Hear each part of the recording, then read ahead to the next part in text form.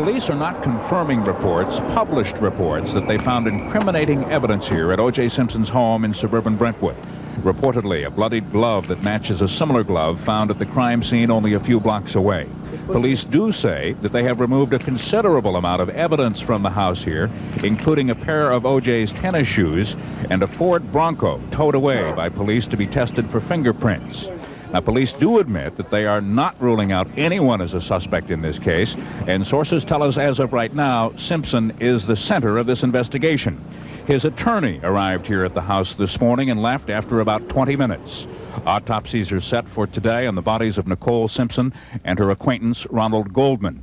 O.J., meantime, remains here in seclusion at his home. His lawyer says he is devastated by what has happened, and he had absolutely nothing to do with it. He was on a business trip to Chicago when the murders took place. And so autopsies are scheduled on the bodies of the victims here in Los Angeles today. We have not been told yet whether or not we will get the results of those autopsies before the day is through. And O.J. Simpson remains in seclusion here at his home in suburban Brentwood. For News Source 13, this is Keith Radford in Los Angeles.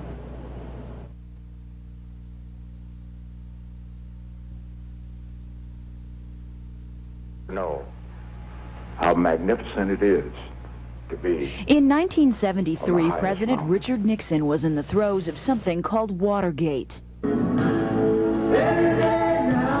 Folk rocker Bob Dylan played the war memorial.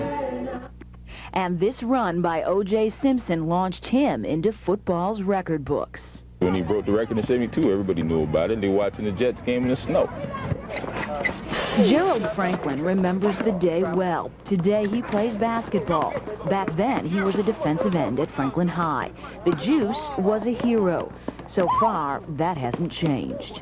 I'm not going to be negative to him. I mean, I'm going to be positive. I'm gonna let O.J. stand as O.J. the man. I'm gonna let him be the man that he's always been. What'd you say? Something snapped. She was trying to get back with her, and At card shops and sports bars all over town, speculation no longer centers around who will come out on top in the NBA or the NHL. When it comes to talk, basketball and hockey are out. O.J. is in. Heard it, and first thought was no way. There's no way it could happen. No, because he had a promising future. He's never really been in trouble. He does a good job, and it's just too bad. In a time when positive role models are decreasing, this superstar had it all, success on and off the field. It is hard for fans to brush that aside. But O.J. was quite a role model, and then after football, he was quite a role model. I hope that he's not the person that's involved.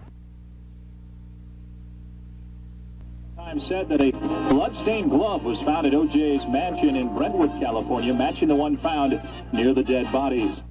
All day the facts came rolling in, and whether it was on radio or on television, the news was O.J.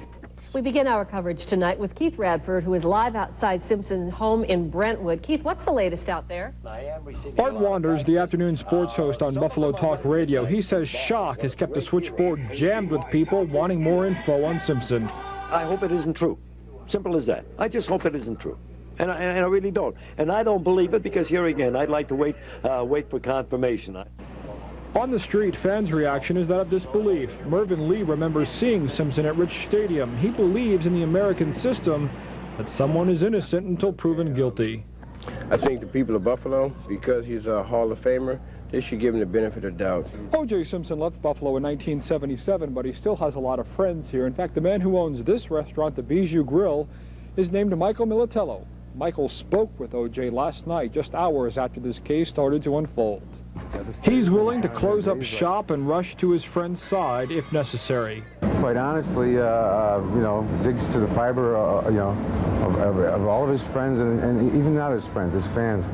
Their very being is tested. I think that you have to believe in be a little bit religious and believe in your God and that things have a reason.